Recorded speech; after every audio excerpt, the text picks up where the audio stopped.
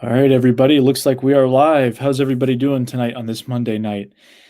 Welcome to Sasquatch Out of the Shadows Live. I'm your host, as always, Alex Pedikov. I hope you're all doing good. I am going to apologize for looking like a zombie. I've had some kind of a stomach bug all day, and it's been not fun. So I'm going to try and beast through this tonight.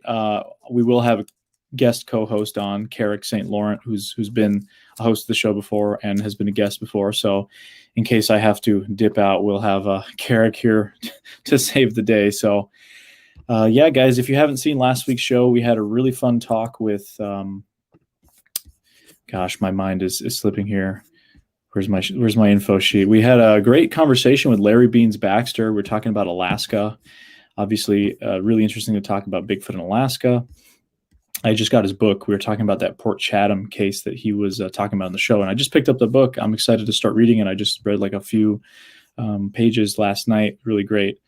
Next week, we're going to be having on Matt of Central Florida Bigfoot. He's a professional photographer turned Bigfoot researcher. So it's going to be really interesting for me as a filmmaker to talk to him about all the tech side of things, gadgets, and he's got some pretty cool ideas just about photography and really interesting stuff. Having spoken to him before briefly, God, I'm just a mess tonight. Again, sorry, guys. The Granite State Bigfoot documentary, Granite State Case Beyond the Trail with Small Town Monsters. It's up to almost like 60,000 views over on the STM channel. So pretty amazing. Gotten really great response. A lot of new sightings from New Hampshire. So if you have any you want to share, feel free to email me. I would love to catalog that and put it in my database of collections. But it's been great reception. The link to that is down below if you want to check it out. So tonight we're going to be talking to Joshua Cutchin. So Josh is actually an author and a Fortean researcher. He is the author of 4 books, including 2015's A Trojan Feast, The Food and Drink Offerings of Aliens, Faeries, and Sasquatch, 2016's The Brimstone Deceit, an in-depth examination of supernatural scents, otherworldly odors, and monstrous miasmas. I've actually read that one. Great book. 2018, Thieves in the Night, A Brief History of Supernatural Child Abductions, and 2020's Where the Footprints End, High Strangeness and the Bigfoot Phenomenon, volumes 1 and 2 with Timothy Renner.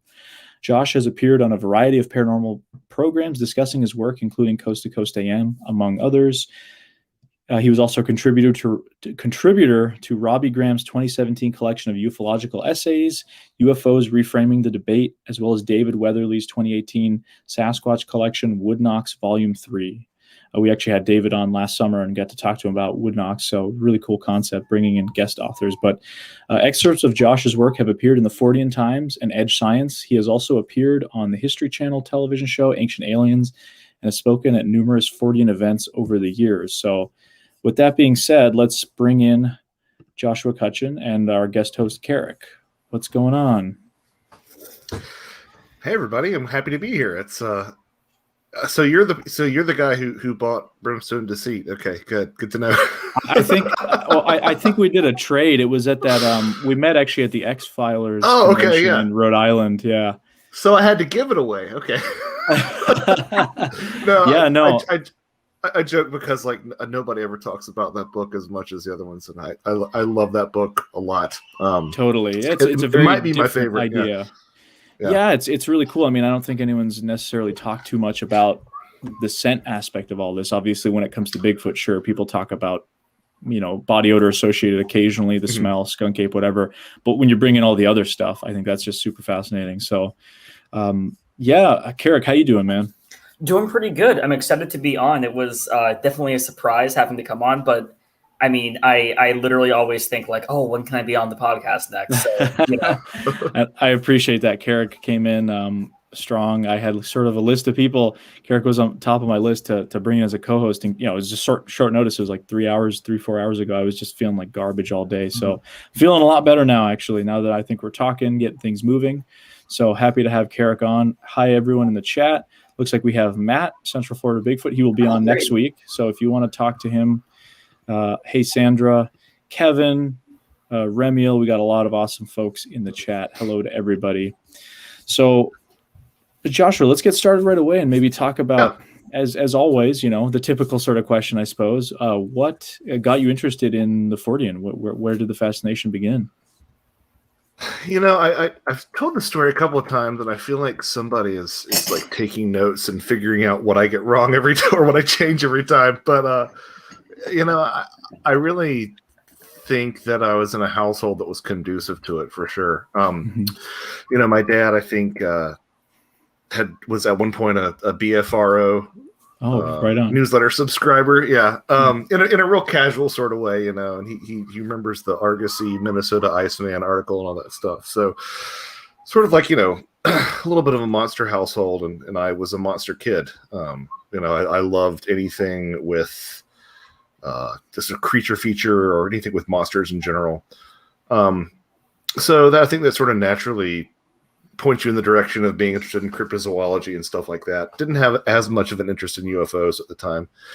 And my primary interest really was Bigfoot. So I, was checking those books out from the library, all that sort of thing. Unlike every other person, I did not start my love of Bigfoot with In Search Of, right? I feel like one of the most common answers. Yeah. Yeah, it really is. It really is. But I was reading Jeff Meldrum and stuff like that, because I still think that his work is some of the best work that suggests that there's something actual, tangibly, physically going on here for sure. Right. So I was really always interested in that, and then as opposed to or rather, that was my interest, and then as contrasting that with actually getting into it as a writer is a little bit of a weird thing. I had a day job at the University of Georgia that I really, really hated. It's I was working public affairs for the School of Music, and it was 60 bosses at any given time. Oh boy. 60 artist bosses, right? So they're all think that their thing that they're doing is the most important thing in the building. Not all of them, but yeah. Artist bureaucracy. yeah. So it was a really intense job for a while, and then it had about an hour commute one way, and then an hour commute back. So I started listening to paranormal podcasts in general. But the summers were kind of dead around there, so I had a little bit more free time in the summer. I'd have some big projects that I would have to do, but generally speaking, a lot of my day-to-day routines or jobs would sort of taper off, and I had gotten a gift card from my sisters-in-law for my birthday, and I picked up a book that I'd heard good things about. It was J. Robert Alley's Raincoast Sasquatch, another fantastic book. I'd heard about it. I can't even remember what the podcast was, but somebody had mentioned it. I'm like, well, we haven't had a Bigfoot book in a while. And I remember reading one part of it where it talks about how I think it's Tlingit or Kwakiutl belief. I can always get those two tribes mixed up. Forgive me. They talk about how if you are given food by the Bookwus, their Sasquatch analog, that you will sort of be trapped with the Bookwus forever and you won't be able to escape. And I was like, it's that sounds a lot like, those old, Western European fairy food taboos, right? If you take food from the Fae folk, you're trapped in fairyland forever. That's a really interesting connection. Somebody should write a book on that.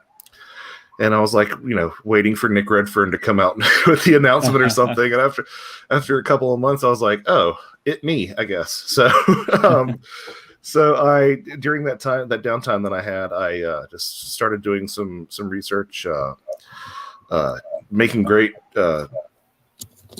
use of the university library. I'm not the kind of, I do have a very large deficit in my research and in my own personal Fortean identity, and that's the fact that I don't do a lot of boots on the ground investigation, a lot of field research. I'm more of a library, old dusty books kind of guy. I was actually looking to change that before COVID hit, but then COVID hit, and now nobody wants to hang out anywhere. So hopefully that'll change, and I can get a little bit more involved with some boots on the ground stuff. But anyway, so I was sort of put together. I basically, in the course of a summer, wrote this book at the university.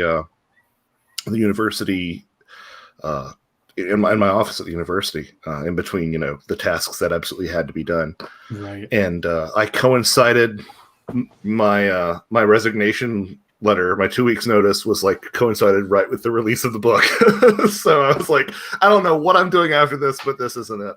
And so I ended up really pursuing the music thing a little bit more, doing a lot of music teaching and just writing and focusing on the writing aspect of it. And still to this day, the music pays the bills more than the writing does. But it's nice that whenever I get frustrated with one of my passions, I have another one to switch to. Just jump to, yeah, that's always great. Yeah, it's because sometimes it's because of seasons of life and because of work and stuff. Like you aren't making music for me, right? Like this last year was a great example. Like I don't know how some of my friends who are just all involved in music didn't just absolutely lose their minds, not being able to make music with other people. But I was like, okay, well I can keep myself in shape musically, but I can really focus a lot of my efforts on writing too. So yeah, it was a good trade-off. Good place to be. That's really interesting. I think it is really important to have multiple passions, things that I find that's happened to me in the past, where like the Bigfoot community and the insanity that happens just like turns me off for the subject for a while, and I go do my other stuff or other cryptids. But what I do like about you mentioned you don't do boots on the ground, which is great because some people you have to have the people that do the archival work, the research. I mean, we can't all just be gung-ho into the woods. You got to have people. I mean, even in the early days of Sasquatch, you had people like John Green, I suppose, who was a little bit more on that, writing side, just cataloging reports, that sort of stuff. Obviously, times have changed and opinions have changed on a lot of, what we're dealing with here. But something I wanted to ask you about was, as a musician, have you looked into any Sasquatch audio and noticed any interesting things? Like as somebody with a kind of a mind for sound, has that played into any of your research or anything? So as far as like me, like listening to a recording and getting something out of it, I'm not the kind of person to really take apart the waveform of a sound or anything like that. Having said that, I have found it really interesting. There's this thread that I pulled on, I guess this was probably about 18 months, a year ago now, where people were reporting these sort of drone-like sounds in some sightings. Again, we're not talking about a majority or a plurality of sightings or anything like that. Like it's not, but it does happen from time to time. I found some examples of humming, buzzing sounds, moaning sounds, some indigenous testimony about there being some of these wild men being associated with these buzzing sounds. And it occurred to me, well, a couple things occurred to me. It occurred to me that kind of sounds like the concept of a musical drone, a fundamental pitch over which another pitch is sounded. And sure enough, I found a couple of descriptors where they actually compared it literally to a didgeridoo. Wow. Which is you're buzzing a pitch and singing a pitch over it. So I'm like, okay, that's interesting. It kind of maybe perhaps describing the same thing. But what I found really fascinating was an excerpt from Ann Slayton Alberry's book Bigfoot, where Alberry is talking about listening to this sound floating across the forest, and there's this drumming with it, but there's also this sort of ritualistic singing. And he doesn't describe. He's just using sort of language. He passed away, so you can't really ask him now. But he's describing things like moaning and stuff like that. But the thing that I found really interesting was that he said that he had heard something similar. He had heard something similar in a Japanese monastery. Wow. Now, why that's interesting is because up until 1976, when the last practitioner of this died, in Ainu temples, they actually practiced overtone singing, which everybody knows like tube and throat singing. Yeah. And this combined with the fact that one of my co-author Timothy Renner's on-site interviews, he had in the background, he'd noticed a couple of times, he was only able to isolate a really small portion of it, but in the background a couple of times in this interview, there's almost this Tuvan throat singing kind of sound that's happening. He's at the site where this person saw Bigfoot, and the sound's coming through in the background. So you've got that thread that you're sort of pulling on, and you also got to look at the fact that drones have been associated with inducing altered states of consciousness in people. And, it kind of ties into the idea that maybe this might have something to do with the Bigfoot infrasound thing. In terms of the way that I look at things, I look at it less as infrasound and more of like, no, this is putting you in this altered state of consciousness to interact with whatever this is. But either way, I think it's really interesting. And that again, that buzzing sound people report at the onset of alien abductions. They report at the onset of psychedelic trips. There's a very famous, it occurs in a couple of others, but there's a very famous fairy abduction from the 1600s where a girl said that everything went black. It was a sound as if there were 1,000 flies buzzing around her. So you have this theme of encounters with the unknown, encounters with unknown creatures, entities, spirits, whatever, starting with this sort of buzzing sound. And I think, I think Rob Riggs mentioned some of that in his Big Thicket book. And I know some people are going to go, well, they also say that everything gets quiet. Well, yeah, that's also true. There's also this sort of, Jenny Randall's Oz effect style thing that happens as well. But those two sounds you do hear preceding a lot of these encounters. So, I tend to not insist too strongly on what these things are, but I will be very quick to point out that there are similarities here, and we've got to address them or do something with them, or at least acknowledge them, as opposed to just saying, well, that doesn't fit into my paradigm, so it doesn't make any sense, Yeah, and I like the way you put that. It's one thing to kind of have an idea about what Sasquatch might be, and I say this all the time.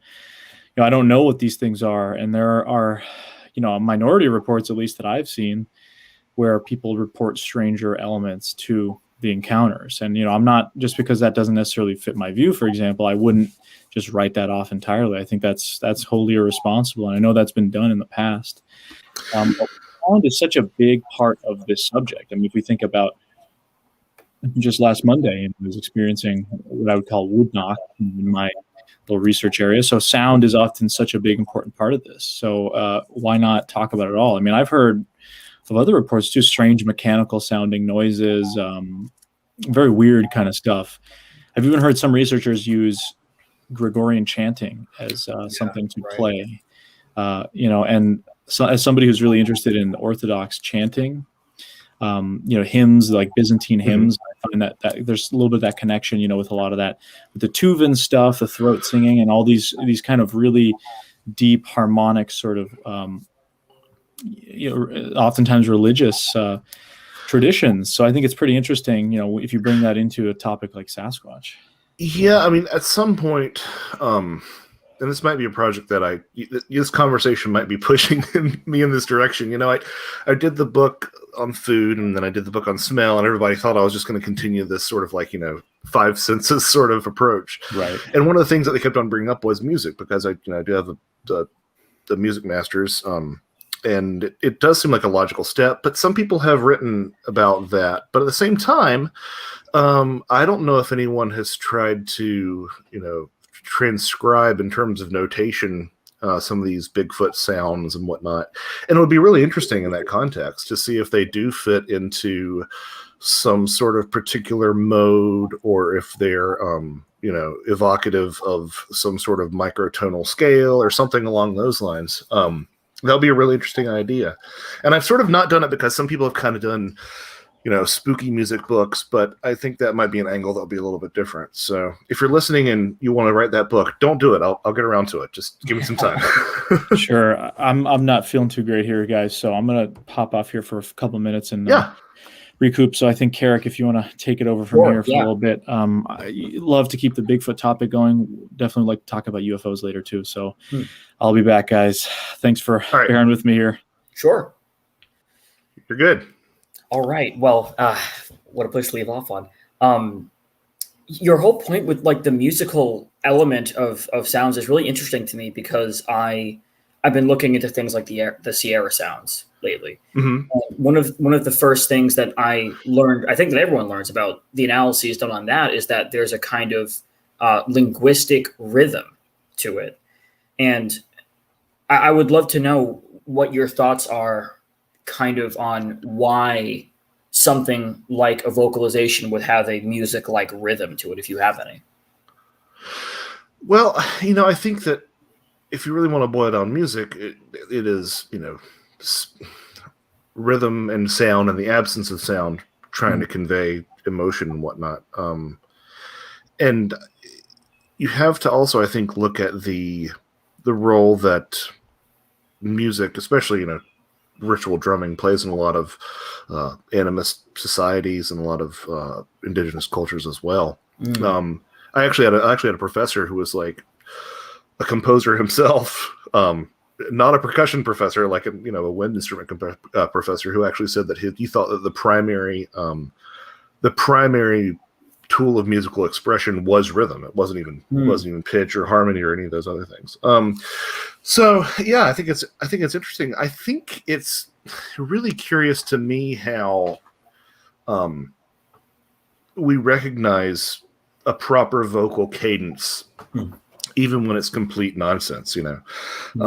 There's one thing that Terrence McKenna always used to do in his lectures when he talked about he was talking about his idea of the stoned ape theory, which was that you had these sort of hunter-gatherer primates that were following cattle herds that would pick psilocybin mushrooms off the cow patties, and because the psilocybin actually in the proper doses enhanced visual acuity, it made them better hunters. And so that was sort of his sort of gateway idea for there being sort of a mushroom culture in early man.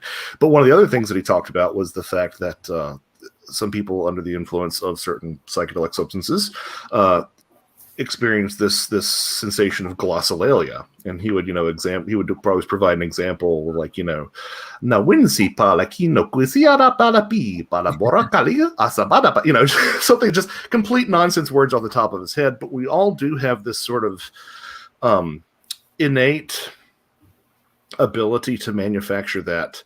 If we can turn off the right parts of our brain, we can all just sort of fall into that cadence, and we recognize when there's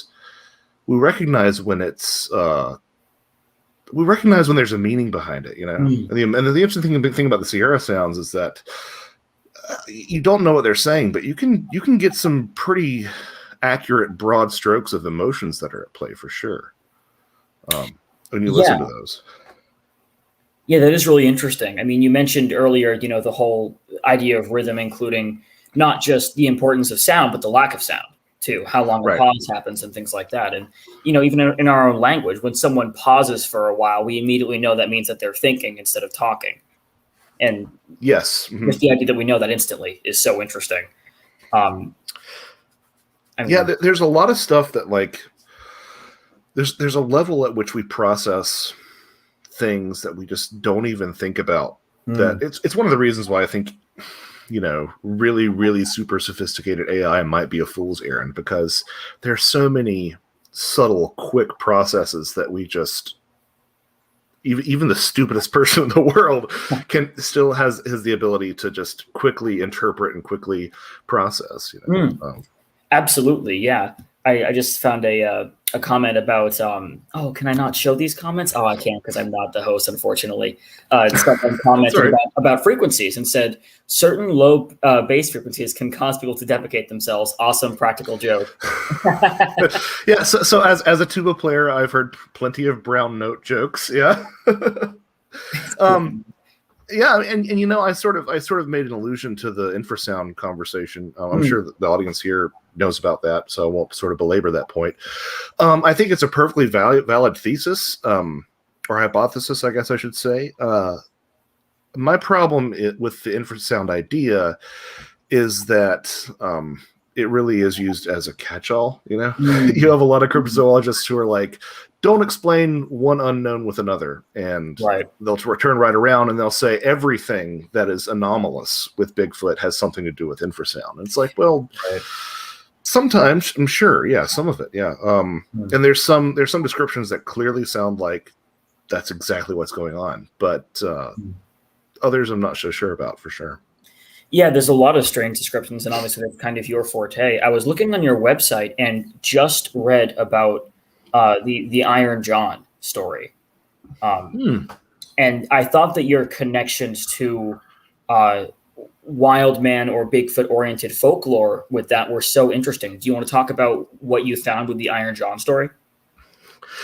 Yeah, I wish that I had. I wish that I'd sort of put it in the latest two books that I did. So, in case anybody isn't aware, my last two books that came out are Where the Footprints End, volumes 1 and 2, Highest Strangeness and the Bigfoot Phenomena, which I don't think we really intended for it to be this way, but they kind of ended up a little bit like Passport to Magonia for Bigfoot.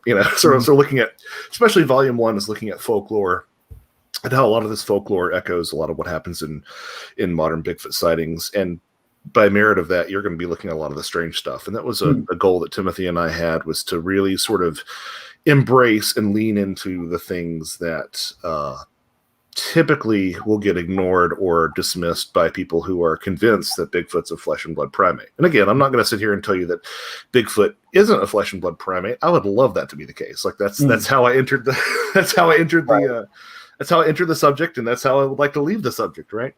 But at the same time, there's a lot of strange stuff that just ignoring it or suppressing it it doesn't make it go away, right? So I found out about the Iron John story. It's a Brothers Grimm story, so you'd think that I would have known about it, but I found out about it after I had worked on Where the Footprints End, volume 1. And so just a brief synopsis here. A king sends a huntsman to a forest. The huntsman never returns. The king sends more and more men. And finally, after all these people disappear into the woods are declared off limits. Later, there's an explorer who is walking with his dog, and he actually enters the forest. And in the middle of the forest, the dog is dragged underwater by this giant arm. The hunter returns to the forest the next day with a group of men to empty the lake. They find a naked man with iron-like skin and long, shaggy hair all over his body. And they capture him and hold him in a cage. And that's sort of the setup for the story. There's this Bigfoot water connection that I didn't really know what to make of when I first saw it.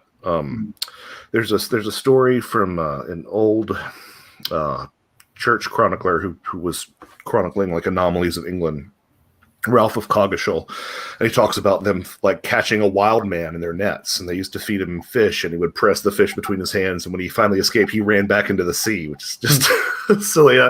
But at the same time, I've found stories of, we'd mentioned John Green earlier. John Green recorded several stories of Bigfoot swimming underwater in this sort of frog-like motion. J. Robert Alley's Raincoast Sasquatch has a lot of stories of Bigfoot seen like over a mile out to sea, a little Bigfoot head popping up and going back underwater. And I found a case, again, I have no idea, no way to back up how valid or realistic or honest this case is, but of a skunk ape that was supposedly found 25 miles out into the Gulf of Mexico. Wow.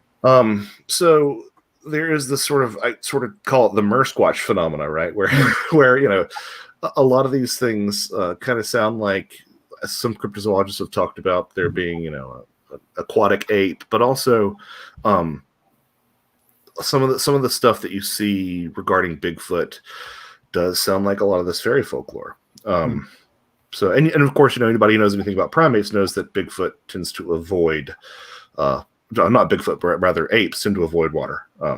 They can swim. They don't like to swim. So you've got that. You've got the mysterious disappearances element, which, if you are so inclined to view it as a Bigfoot thing, maybe the missing 411 stuff applies to that. I always say that missing 411 is like a paranormal Rorschach test, right? Yeah, right. So whatever you're really into is what missing 411 is, right? Of course. But later you find out that this giant ogre that lives at the bottom of the pond.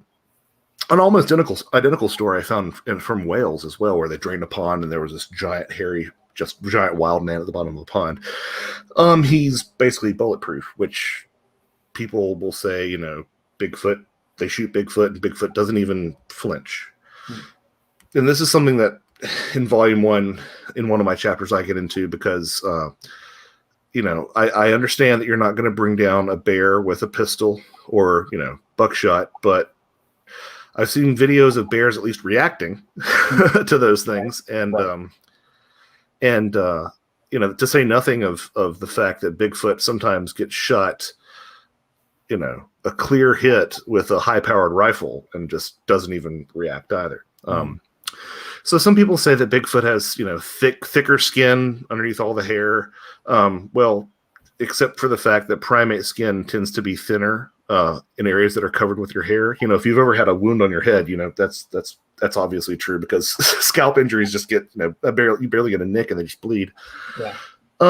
So some of the explanations that are out there don't quite make sense for me. But again, in this Iron John story, you have this. He's called Iron John because he's impervious to weaponry. In the story, Iron John tends to sort of mimic and speak in this garbled language, which is exactly like the Sierra sounds we were talking about. When they drained the pond in the Iron John story, there was treasure, and this is something that Timothy came to me with, that I was like, really? Because every now and then he would come to me with something and be like, Bigfoot's associated with so-and-so. And I'd be like, really? And this is one of those things where he said, Bigfoot's associated with buried treasure. And I said, I've never heard of this. But once you look at it, once you pull back and look at it at like a motivic level, the number of stories of Bigfoot being seen around abandoned mines, there are plenty of those stories. There are some examples of Bigfoot in places where there is supposedly buried treasure. I found some Bigfoot stories from this park in Oklahoma where supposedly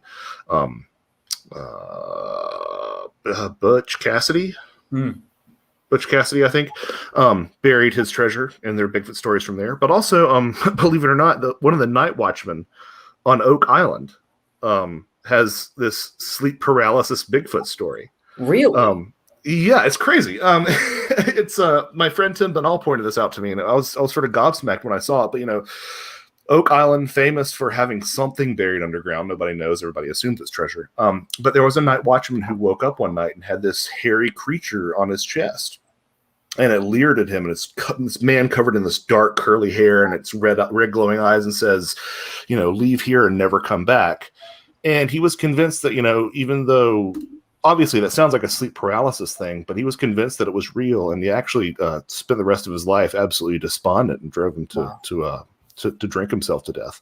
But he was a night watchman on Oak Island. So, with the thing about Bigfoot being seen around all these abandoned mines, it's kind of like, yeah, there is kind of a buried treasure element to some of these stories, and that ties into a lot of stuff. That ties into ghosts guarding treasure hoards, and the fairy queens guarding treasure hoards, and then finally in the Iron John story, at one point he shapeshifts into a human, and there are not a lot of them out there, but there are stories that insinuate Bigfoot shapeshifts. Now, again, I'm not saying that it does. If I'm of the kind of disposition where if someone says, Bigfoot is a shapeshifter, I go, ugh. And if someone says, Bigfoot, it's silly to think about Bigfoot shapeshifting, I also go, I'm just enough of a contrarian to sit there at the middle of it. Yeah. Because, a lot of indigenous testimony does say that this thing is some sort of spirit that has the ability to shapeshift, and even if it's not a spirit, it's might be a flesh and blood creature that has the ability to shapeshift. I don't know what to make of that. I don't know how that fits into my worldview at all. But I think it's important to acknowledge how that fits into a broader spectrum of a lot of mythological creatures that repeat themselves over and over again across cultures in both the old world and the new world. Yeah, that is really interesting, and it's a cool pattern that I want to ask you about. But I figured that since we have a few, we should take some questions from the audience, probably. Alexander, obviously, getting a lot of well wishes. Yeah, I hope he recovers soon. It's been a thing that he's been plagued with like all day. So hopefully, he gets better soon. Kevin Hamilton over here, going back to language, asks, would you guys say that Bigfoot has a language, as in words with syntax and so forth? Or do you think that this language is more akin to animals like cows or dogs who make sounds, but not a language per se? There's something that I can't. Well, it is. And I think that, so if we're dealing with, if Bigfoot is a flesh and blood creature, I think I lean more towards the animal-like human side of the equation. Having said that, I have a friend of mine who put this idea in my head that I can't get out of my head. Ren Collier, who is an operating magical practitioner, and he said, "Josh, have you ever considered how the Sierra sound like barbarous words?" And I'm like, "What the heck is a barbarous? What are barbarous words?" Because I'm like, I'm interested in this stuff, but I'm not a practicing occultist for several reasons. But it's a very common linguistic tool in a lot of occult disciplines where they sort of spackle into their rituals this sort of made-up glossolalia language. And you can find some places that say, oh, it's transliterated Hebrew, or it contains ancient Persian, and there might be some root words and stuff here and there, but for the most part it's sort of nonsense. And if you've ever listened to somebody recite some of these magical incantations, it kind of sounds a lot like the sort of made up guttural words that you find in the Sierra sounds. Again, I don't know if there is anything to that, but I really find it interesting. But yeah, there have been people who have examined the Sierra sounds. I'm trying to remember who was it. Scott Nelson, retired. I think so. Yeah. And he said that it had phonemes and nophemes and all other sorts of stuff that I'm not going to pretend to know, but he said that it definitely seemed to have all the markers of a language to him. Now, what I sort of wish was happening was that I wish that he had become so obsessed that he was like tracking down every recording of alleged Bigfoot speech and trying to see if he could find out more patterns. That would have been interesting, but as far as I know, he's just sort of focused on that. But it's always strikingly consistent. There's a conversation on another thread that I was reading tonight about how people, kind of always say low guttural, sounding like one of the Asiatic language families, either Russian or Japanese, sort of that corner of the world. I don't know, but I would have to lean towards the fact that there's actually some meaning behind it, even if it is gobbledygook. A more sophisticated meaning than dolphin clicks is my 2 cents, but I don't have anything to back that up. Yeah, that is really interesting, and it would be cool to know if the Sierra sounds are alone in their really unique pattern like that, and hopefully that's something that we can find out eventually here. We have Tactical Bigfoot Research, who has been on the show before, asks, how does Cutch search for these stories? Well, a lot of what I tend to do is, it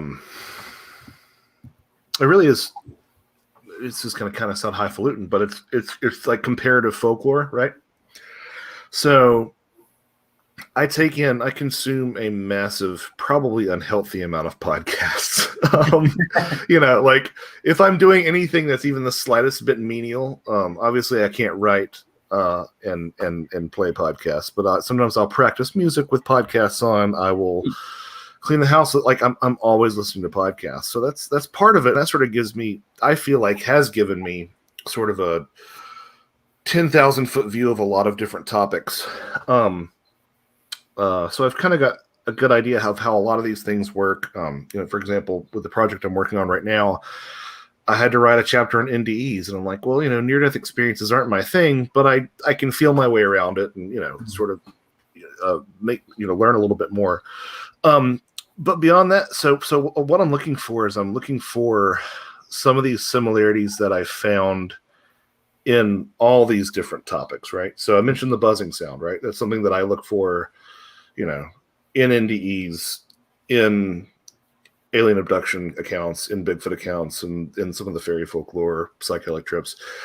So you sort of get a sense for what a lot of these common different aspects are. And then, honestly, I have about 400 books, and I go through those, 400 books every time. Of course, it's more every time I start a new book, right? Because I end up buying more. Right. I probably buy about 14 books every time I start a new book myself. but yeah, I go through those. I go through all those books. Some of them I have on PDF, so I can just do search for a lot of this stuff. I am really grateful to have access to a university library relatively close by that has a lot of out of print books. I still am able to get interlibrary loan through some areas. It's a little bit squirrely with COVID this year. Right. But then the last thing is, and I really do value this a ton, I have access to the JSTOR database, which is the database for academic journals. And there's a ton of just scholarship on, academic scholarship on, mythology, comparative religion, and all these things. And that's in addition to the fact that, you can find so much stuff on like academia.edu. I mean, granted, you have to sort of vet these people a little bit. There are some kooks on there. It's coming from a relatively kooky guy myself, I guess. But you have to sort of be careful, but that's also a great resource. And I have a lot of PDFs of some old publications as well that I took the time to optical character recognize. So, I've got to get more efficient about it, because right now I'm doing that. Every time I start a book, I'm going through all that stuff at once. But it's a little bit of a project. And then inevitably the synchronicity train happens, I'm just, right. Friends will come with me to stuff. I'm at the point now where, there are witnesses who do come to me with stuff. Usually it's after a book's come out. So I'm like, well, this would have been great. But so, friends come to me with stuff, witnesses come to me with stuff. And the synchronicity thing, I mean, like, I'll be listening to all these podcasts, and I'd say, once every other day is something that's like a giant idea that we can fit into that book somewhere. So that's a little bit of insight into my process. Absolutely. And speaking of synchronicity, we have another comment here from Tactical Bigger Research. Noticed yesterday that there is gem mining at Solid Fork State Park, which obviously is Ohio's largest concentration of Sasquatch sightings. So, in terms of the whole treasure and mining connection, that's a bit interesting. It looks like that's it for questions for right now. That's super interesting. And, I think the thing that people, sometimes a mistake with me, at least, is that it must mean that I'm saying that Bigfoot's a fairy or something. And I'm not really saying that. I don't know what the connection is, but it's interesting to see these things play out, time and again. I don't know if, maybe it has something to do with the mineral content where is conducive to the right environment for Sasquatch to be. I don't know. But it's interesting. That's really fascinating. I didn't know that. Thank you. Yeah, I didn't know that either. That's really cool. Sasquatch. So cool. So, obviously kind of thinking about all these kind of unusual factors that aren't often talked about in Sasquatch research, we've got your newest book, or the two newest books, which is Volume 1 and Volume 2 of Where the Footprints End. Is that what it's called? Yeah. Yep. Yeah. So with Tim Renner. Tell us about those. Yeah. What's the plot here? What are you discussing in the books? So I wasn't really going to write another book for a while, because I had my wife. This is 2018. I just released my third book, Thieves in the Night, and I was going to take a little bit of time off because we had twins on the way. And Tim Renner, host of the Strange Familiars podcast and author and illustrator in his own right, said, "Hey, let's write like the definitive guide to weird Bigfoot." And I'm like, okay, I'm going to cram it in as quickly as I can. So it's basically looking at, it's going to sound a little combative, but it's basically looking at a lot of the stuff that a lot of the flesh and blood cryptozoologists just don't want to look at, or find ways to sort of dismiss. I'm not. Let me think of the most diplomatic way to say this. Good example: trackways end. I've talked to plenty of people who have been following a Bigfoot trackway, and they'll follow it into some giant, massive site that's filled with media that should transfer footprints, and the footprints just end. 100 yards of snow, clean in either direction. One way in, no way out, footprints stop. Mud, same thing. And there are some explanations that I can buy. if it's not that far of a distance, maybe they jumped to a harder medium that didn't leave footprints. Maybe they jumped to a tree if that's accessible.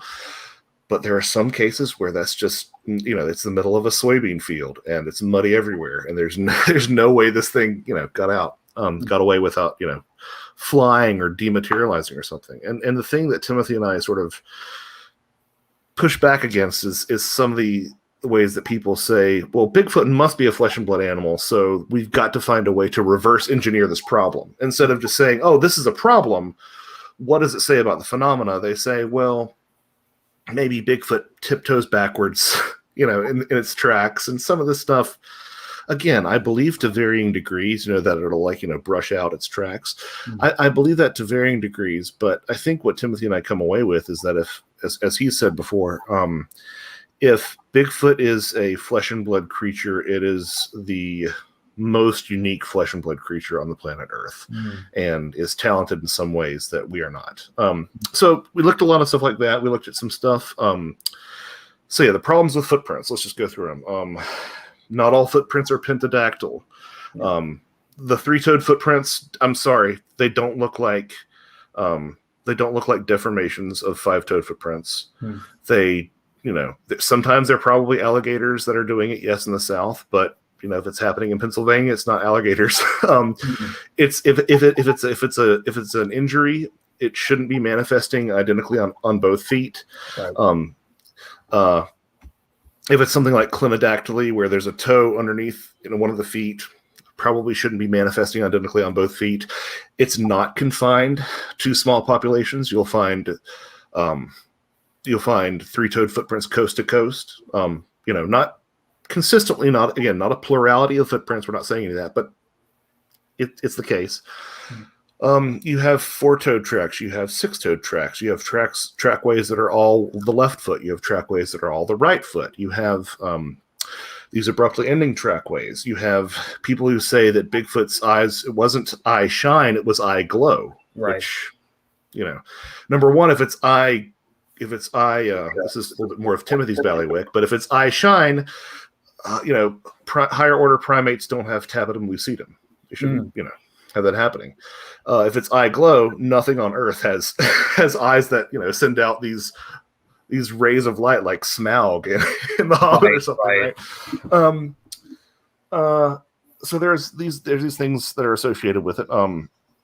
There are these persistent reports of mystery lights around these Bigfoot sightings. Not necessarily seen in conjunction with Bigfoot, although there are some stories like that. But people will say, hey, in this area where I've seen Bigfoot before, I also see these ghost lights. And it's kind of like Tim said about the Bigfoot UFO connection. He's like, it's really rare to see a UFO and it's really rare to see Bigfoot. And if someone says they see both of them together, like the idea that that's just sheer coincidence, or that like the extraterrestrials are cataloging Bigfoot, the idea that there's not some sort of connection there is, I think, pushes my believability index a little bit. And again, if we don't tend to see, there aren't a lot of cases of people who see gorillas and UFOs together, or orangutans and UFOs together. So why do we have so many Bigfoot UFO cases? And again, we're not people. Somebody asked me once, like, what's the thesis of your book? And I'm like, it's just the Bigfoot's weird, we don't have any answer. I think Tim and I left this series, these two books, we left it more confused than we entered it. We're just, yeah. And, so volume 2 is sort of a little bit more about, I say evidence, there's plenty of evidence in volume 1 and plenty of folklore in volume 2, but volume 2 is more evidence-based. It's about, the trackways, the vocal recordings, those sort of things. And volume 1 is a little bit more folklore based. And especially with volume 1, I said kind of, it's almost a book. It's almost not about Bigfoot. It's about like all the other types of paranormal stuff filtered through that Bigfoot lens. So you've got, taking a look at sort of window areas, the connections between the alien contact experience and Bigfoot encounters. People have missing time in association with some Bigfoot sightings.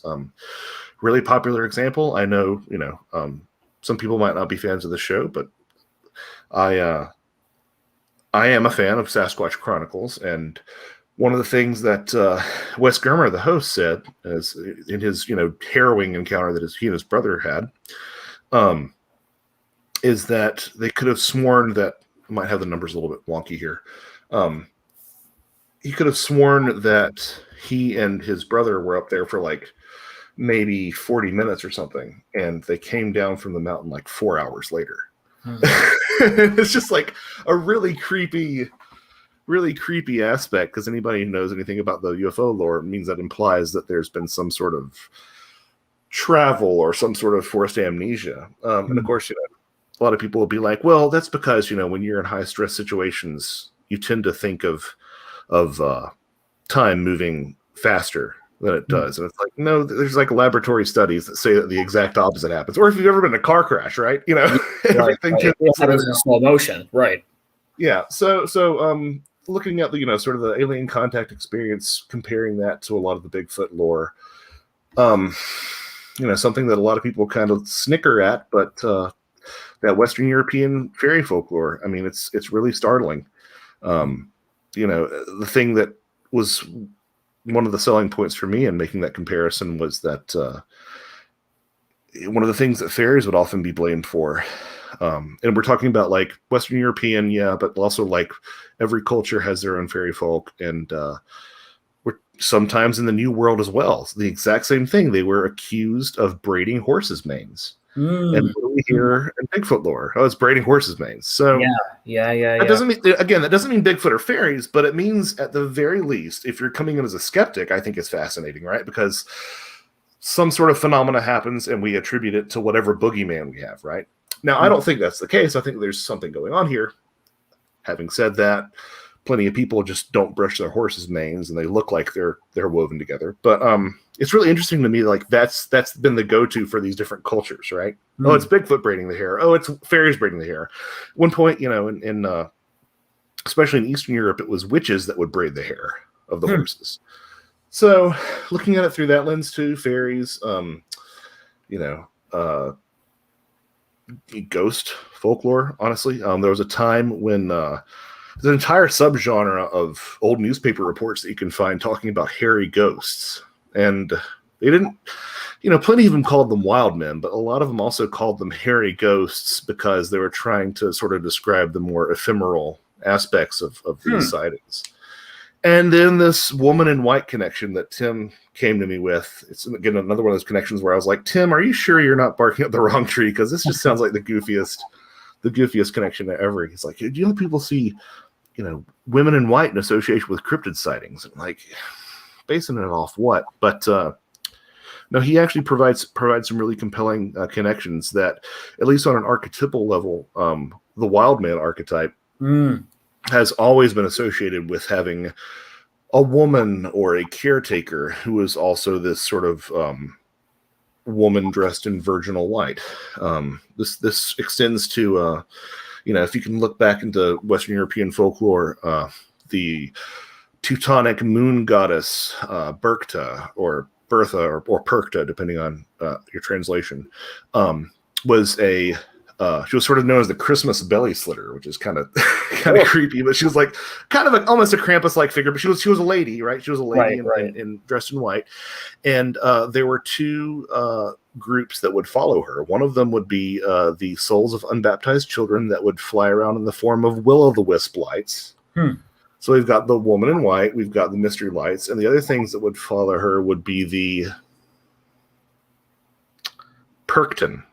So the Heimchen were the mystery lights, and the Perkton were her other retinue, which were wild men.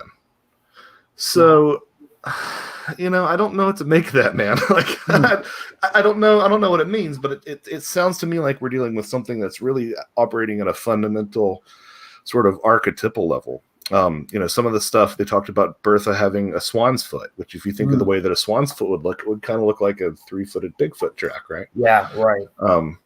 Some fairy folklore I found in County Tipperary, there was a fairy queen who was upset that someone had built on her, near her fairy fort, her fairy mound, and she took on numerous guises, and one of the guises that she took was of an ape with bird feet. And I'm like, that sounds a lot like sounds a lot like those three-toed Bigfoot tracks. Again, I don't know what to do with that. I don't know if that's one of those things that it's just like you almost can't help but try to make that connection, because when you think of, well, why the hell would anyone think of an ape with goose feet? It doesn't make any sense. Right? Yeah. There would be no need to put swan or goose feet on this thing. No, So I totally agree.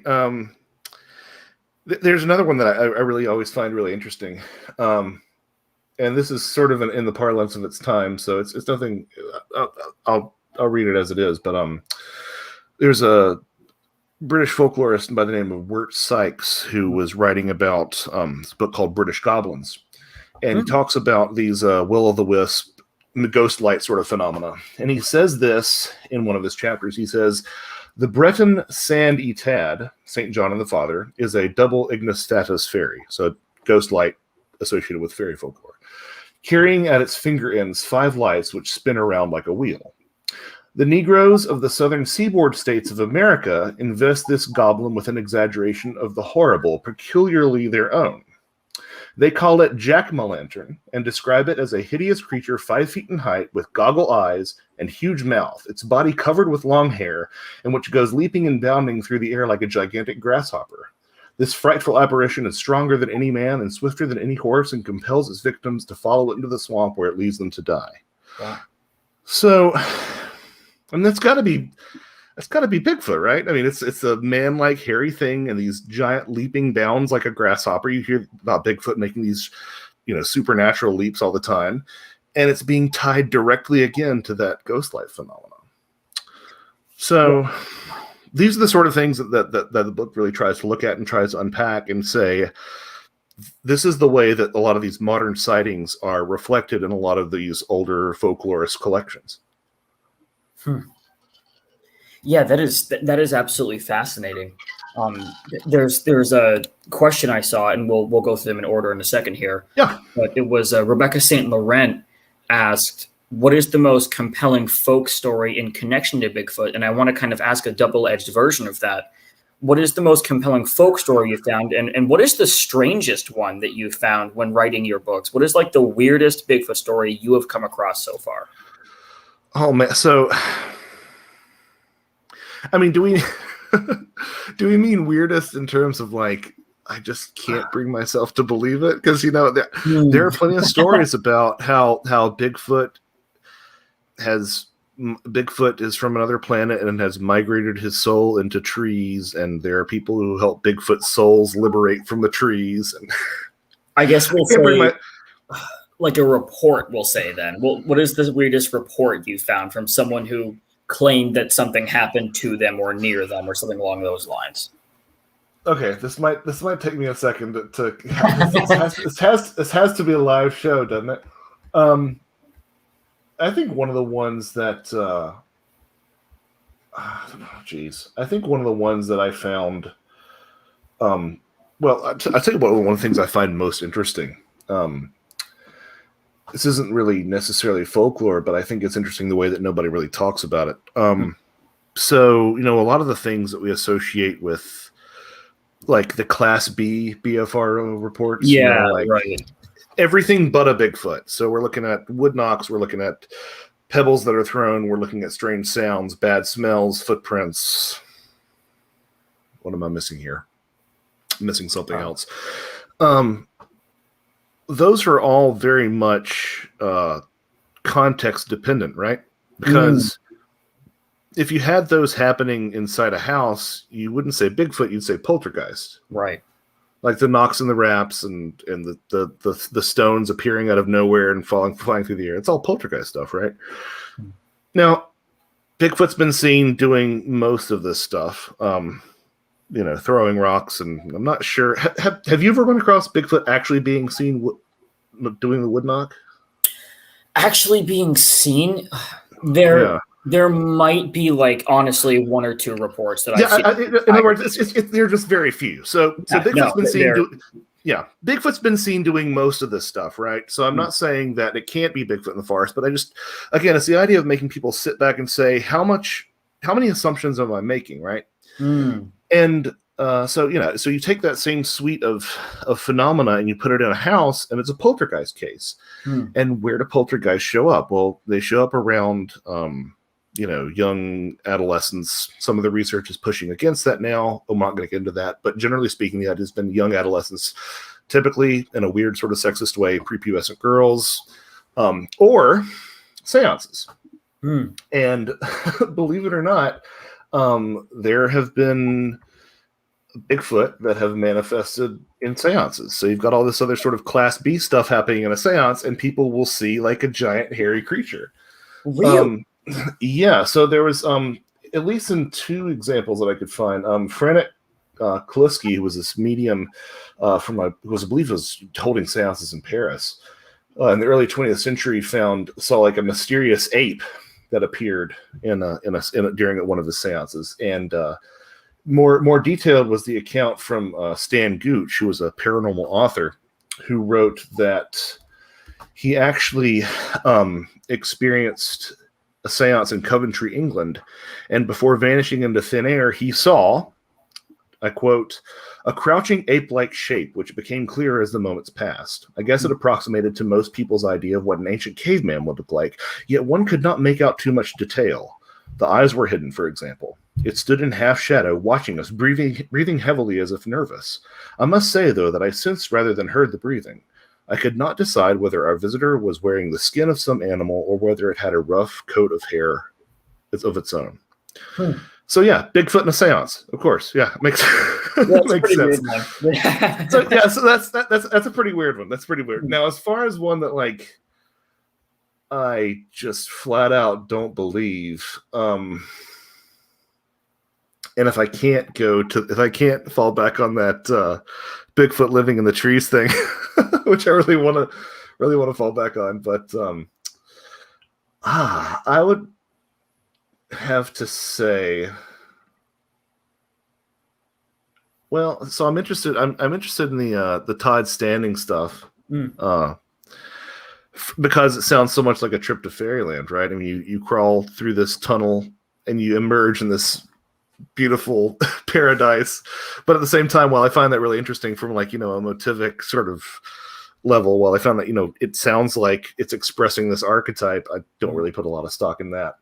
I'm trying to think if what else is, because I know that there's some stuff in here that's just the silliest stuff that I can't think of it. I'm sorry, I can't think of the one that's the silliest one. Generally speaking, I don't ascribe to the quantilapsaritis sort of take on things. We're like 2 degrees of separation from some mutual friends, so I don't want to speak poorly of the guy. But some of the narratives are a little bit too tidy. Not saying that he doesn't experience stuff himself. He very well might. I just think that, there's something that Emanuel Swedenborg once said about seances and whatnot. And it was that the spirits themselves are very unreliable narrators. And and if we're dealing with something that is like, if we're dealing with something that does have some sort of metaphysical phenomena to it, that means that you can't believe a single word that these things say. And if Kawani's channeling, spiritual Bigfoot, and he's getting these messages, I would question how much on the up and up they are. Because, you find this in spiritualist seances, you find this in the alien abductee, and especially the contactee movements, where people will be told these things by aliens. The world's going to end in 2012, and 2012 comes and goes, and people build entire cults around what they hear in their contactee experiences, and then these dates come and go, or these predictions never seem to happen. So yeah, I would say that is something like that. So yeah, I mean, that's definitely where I draw a line in the sand, is at some of that stuff, because it's just, I guess what it really comes down to for me is, if a story is really, really weird, I tend to believe a lot of it. if it's really, really weird and the person telling it to me has a really tidy narrative for how it all makes some sort of sense, is when I don't believe it, if that makes I any think that's a sense. good gauge. And I think that's a good gauge too, because it seems as though if you were to write a narrative, let's say, or at least to turn something that happened into a narrative is something that has a conclusion and makes sense. Whereas an actual unusual experience is exceedingly open-ended most of the time. So, Right. I mean, that's probably the only reliable gauge that you have for that kind of thing. Well, you know, I've gotten some flack before for citing some of Whitley Strieber's stuff in some of my books that have more of a UFO bent, and you know, I can't tell you what Whitley went through. I can tell you he seems like a very nice man and a very earnest man for my interactions with him. But you know, at the same time, I do find there to be some degree of believability, especially in his early stuff, because he was writing some really good novels before he wrote Communion.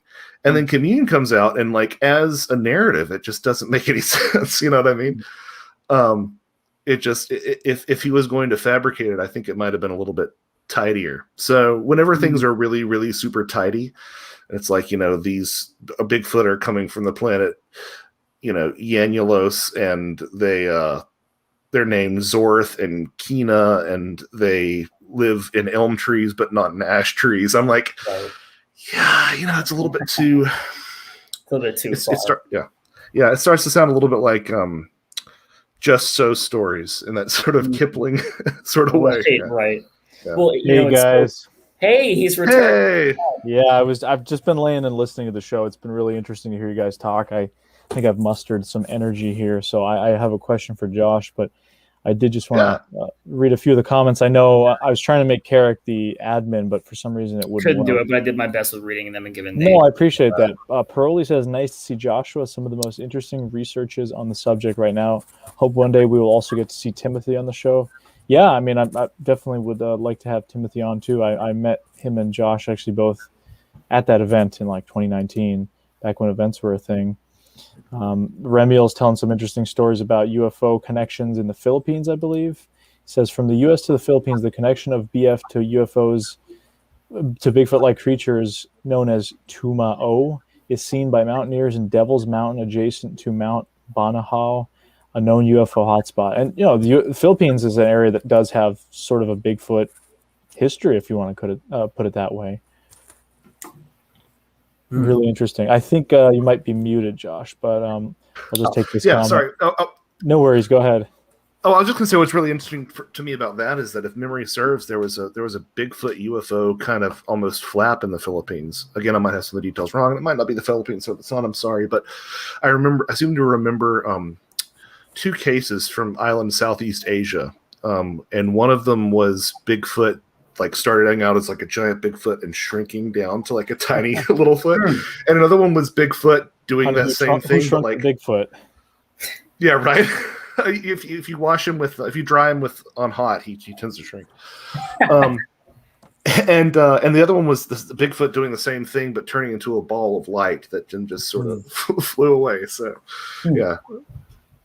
I love the high strange stories. Yeah, the ball of light thing, I think, is something that is just really pervasive in this subject, as I'm sure you've cataloged and discovered over the years. I know people who are 100% flesh and blood, strict Bigfoot's a primate, Gigantopithecus, whatever, that say, well, I've had these orbs going on in my research area that I can't explain, which kind of makes you wonder, Well, I mean, and I can find ways to.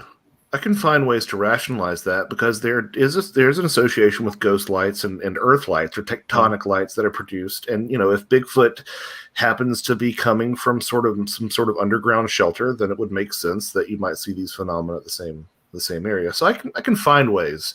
It's just not for me, it's not the most parsimonious answer, but I totally respect somebody who feels that way. Sure. No, it's, speaking personally, I've talked about this on the show a few times, especially with Paulino, who's a great friend of mine. And I know, Josh, Paul as well. He's got the whole multiverse thing, which is really interesting. Seems like a lot of stuff, even the UFO stuff, is heading that way. And we'll talk about that in a little bit here. But area of Pennsylvania, and Pennsylvania seems to be an abundance of extremely strange Bigfoot stories connected with other things. So I'd say maybe, more than other spots. And I know Tim Renner's in Pennsylvania. But the area where Paul had a Bigfoot sighting is where we saw our UFO in 2019. It was in the same area where there's a property where they have juveniles and 3 generations of activity, and the same family up the road is having shadow people going on and UFOs, and it was an area that was a native burial ground. So there's all these weird connections that, I originally went into it strictly for the Bigfoot. I was like, I didn't really care about the UFO stuff. I wasn't interested at that point, but the experiences we had kind of led me to say, well, like, there's something more possibly going on here. I don't know what it is, and that's that whole flap area idea, but totally interesting. And I mean, obviously Pennsylvania, as I mentioned, what do you think about Pennsylvania? Why in particular seems to be, I mean, Stan Gordon, all that stuff. Yeah, I'm of two minds about this because, I mean, I do think that I'm envious of somebody like Tim who, can like throw a rock from his house and end up hitting, some spot where something strange has happened. Like I was up there with him before the Rhode Island conference, and we just drove around, just took the day and drove around the area, and were able to find all these places where he's like, yeah, UFO was seen over there in 1975, and over here is where I took a Bigfoot report. And it's like, man, it's just. So I have a couple different thoughts that, yeah, Pennsylvania is weird. But something stuck with me a while back. I think it might have been on Greg Bishop's Radio Mysterioso, but somebody was talking to George Knapp about Skinwalker Ranch, and there was the impression that like literally everywhere is like a Skinwalker Ranch. We just don't notice it. So sometimes I think that maybe Pennsylvania isn't any stranger than anywhere else. You've just got people like Tim and Stan Gordon who have actually been like, oh no, I'm gonna cast as wide a net as I can and bring it all in. Right. But I would be hard pressed to say that that's what's happening. I really do think that there's something about certain areas, and Pennsylvania is definitely one of them. Totally. I think in the whole flap area idea. I mean, obviously here in New England, we have the Bridgewater Triangle, which is sort of the poster child for some of these areas, aside from perhaps Skinwalker Ranch, where you have Bigfoot, all these other things, and then the whole Pukwudgie thing, which I think connects a lot to maybe, and Carrick has been doing the whole Wild Man of the Wampanoag series about, Pukwudgies and the connection maybe to, you're talking about like the fairy folk culture with perhaps Native Americans, the little people, the Menehune, a lot of different cultures. Mm-hmm. The Pukwudgie seems to be pretty prevalent across New England, not just in the Bridgewater Triangle, although that's where it's sort of famous for, which is interesting. Interestingly, Pukwudgie is actually a Midwestern tribe import, that term. Mm. So there was existing little people folklore, but that actually the actual term was from the Midwest. But that really just goes to underscore the fact that, yeah, this whole little people mythos is pretty darn universal. Yeah, I can't with confidence say that every indigenous culture has little people legends, but man, it's hard to believe that that's not the case, because they're just everywhere, every inhabited continent.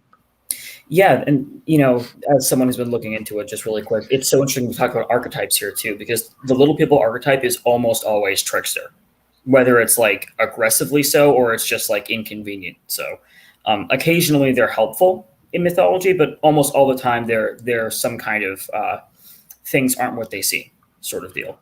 And mm-hmm. it seems like a lot of wild man stuff fits into that too. And it's just so interesting that there are those kinds of cultural phenomenon happening here. Yeah, that's the weird thing. It's like every now and then, especially with Volume 1, I was like, am I sort of drawing too long of a bow here between Bigfoot and Faeries? But then, you'd see stuff where like there would be, some parts of Eastern Europe have the changeling tradition, that fairy changeling tradition. Yeah. They have it for wild men. Like, it's not the fairies who do that switch, it's wild men. So it's like, yeah, it's kind of all really part of this same soup, to say nothing of, stuff like the Wadwos or Wodwos and some of these larger wild men. Having said that, I always think it's important to say that the way that we once talked about fairies is like the way that we throw around the word supernatural and paranormal today, right? Mm-hmm. So it was like, if something was anomalous at all, it must be of the fairy realm, or it must be of the little people's realm, the little people's magic. So I hope to sort of be, sober in that regard. But it really, there's, that's the thing. I think that the simplest, well, the least fantastic explanation for a lot of these similarities shared across these cultures is that there actually is a collective unconscious. Like there is a set of archetypes and mythic tropes and mythic themes that you are born with as a human being. That's the most mundane explanation for all these these similar themes that come up in all these different cultures, and that's still mind-blowing. Now of course I'm not of that disposition. I think that people are trying to describe something that they are objectively interacting with, probably a non-human intelligence of some sort. But like I said, even like the most mundane explanation is that Jung's idea of the collective unconscious is spot on, which would be wild in and of itself. Totally. I have a question for you, Josh, regarding smells, but I did just want to take a few comments here. Mike says, gotta love the Chestnut Ridge. Yeah, that's one of those areas in Pennsylvania, of course, that, like the Bridgewater Triangle, has taken on kind of a story of its own. And I always find that interesting when you're dealing with the flap area phenomena, the idea that there are maybe other places around the world like this, or if it's just a widespread phenomena. I mean, you think about just what is possibly under the earth, in terms of mineral deposits, all sorts of stuff that maybe creates, I mean, if we want to get way out there, this sort of melding of different realities, dimensions. I mean, you think about all these areas in the world, like the Holy Land in the Middle East, how people were obviously drawn to these areas. And this is something, sites of pilgrimages, in the Catholic faith, I suppose there's a few of these examples of, the Virgin Mary appearing in certain strange areas. I mean, what connection does that have to possibly this sort of stuff? Where in North America, there seems to be less of that, Christian or Islamic or Jewish sort of connection to it, or whatever other religion we're dealing with. People will look at it differently because it's still North America is still sort of seen as the new world, right? But is there connections to, and I think that's what's interesting about your research, talking about the Fae folk and all this stuff in old cultures, that are well known for talking about this sort of stuff a lot longer than perhaps some of the oral traditions. So I find that really interesting. And a comment I got to read is, Long Island fan Victor says, Bigfoot stories sometimes include babies crying in the woods. Now, I can't say a lot about this, but I've recently heard some audio of that, and it is absolutely creepy. And Carrick and I have actually played baby audio while out in the woods squatching. Which is still the scariest experience I've had doing squatching, because just hearing I can only imagine. Not my right. thing. Now, have you come across any stuff with the baby crying element? Oh, 100%. So the two things that John Keel said were some among the most familiar, or among the most commonly reported sounds in a lot of these different encounters, monster sightings, as he used to call them, hauntings and UFO encounters, were the sound of a baby crying, which off the top of my head was Gulf Breeze, but that's not a really good example because it's got some hoaxing associated with it. But right. You do hear that, and the sound of a car door shutting, which is something that cropped up not only in, I think, the second season of Hellier with the Newkirks, but Tim has experienced, like, being on a trail in the woods on Toad Road, actually. No cars that could be anywhere around him, and he hears the car door slam. Something that was also encountered at the Sierra Camp as well with Ron Moorhead. Is it like, I think 40 miles out in the woods, and like he hears a car door slam. But the baby crying thing is also interesting because you do find that in some fairy folklore. That specific types of fairies. Like there was an example where I found of the dwarves that were crying in the night, sounding like children, or a fairy that was deprived of its milk offering, making a crying like a child. But also that famous story from Fayette County, Pennsylvania. I think it's Fayette County, of the giant UFO that lands, and the two glowing-eyed Bigfoot are walking forward along the fence line, and they sound like a baby crying. What I find really unsettling about that is that is that like they've done some neurological research, and like we're hardwired to react in a specific way to babies crying. Like it activates your fight or flight, and like you feel like you need to go protect the baby, and it's like a creepy brain hack or something. Right. I've heard that with cats. I mean, the reason why cats do such a lot of the cries is because it appeals to that human sensibility for babies. That's actually, I don't know if that's I think that's been researched. That's kind of creepy too.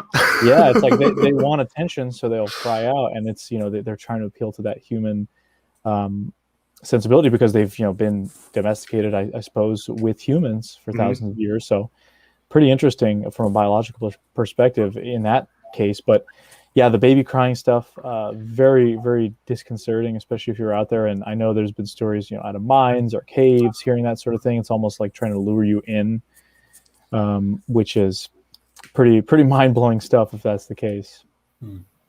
Yeah, it's a nope. That's a big nope. Right. Paroli says, I think Patrick Harper said that you are in some way interacting with the collective unconscious, since it can sometimes manifest itself physically. Interesting thought. Yeah, that's a notion that Carl Jung had towards the end of his life, because he essentially had a Mothman sighting during one of his psychological breakdowns, but experienced it kind of archetypally and believed that it was an expression of an archetype through the collective unconscious that he was kind of tapping into. So that's interesting. Totally. Yeah, Carl Jung saw the Mothman. Yeah, I'm trying to think, because I'm showing my lack of my lack of Jungian knowledge. I need to talk to you about this young Mothman sighting. But yeah, kudos for mentioning Patrick Harper there. I think it's like one of the Demonic Reality is a really great book. You have to have a high threshold for abstract thinking, but if you do, it's a beautifully written book that has its own sort of internal consistency. Even if it's not exactly what's going on, it's still definitely worth a read for sure. Timothy and I are both acolytes of Harper.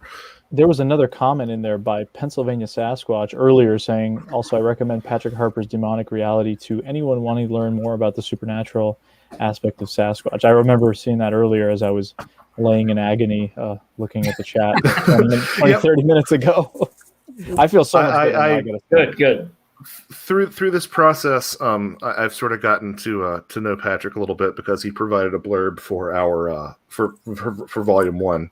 We dedicated volume 2 to him, and I got the best criticism I've ever gotten. It was I remember when I first made an introduction to him, he's like, "Oh yes," he's like, "I read Thieves in the Night. I really, really enjoyed it. You made a lot of good points.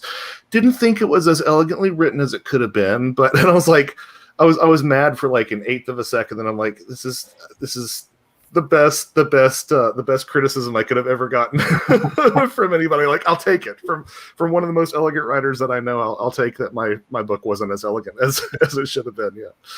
Now I have just 2 more questions for you here. One of them involves smell. Obviously, you know, you wrote about smells, but I've heard a couple Bigfoot reports, very rare, where there has been like a changing scent. So I've heard one where it was actually here in New Hampshire, it was described as that foul odor, you know, wet dog, monkey house kind of smell, but within 20, 30 seconds, it smelled like fresh strawberries. And this was in conjunction with the purported Bigfoot activity this person was having. Have you ever heard anything along those lines of changing scents? I mean, even going beyond Bigfoot, but with Bigfoot specifically.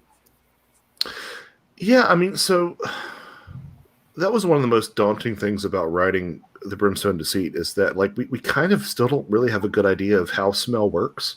Right. It's one of those gaps that we have in our scientific knowledge, to the extent that there are some people who are like some like actual scientists, not like, you know, crazy people like us, but like actual scientists who are saying like there might be some sort of quantum effect at play with smell, because we have a general idea kind of how it works, but not, maybe I should perhaps say why it works.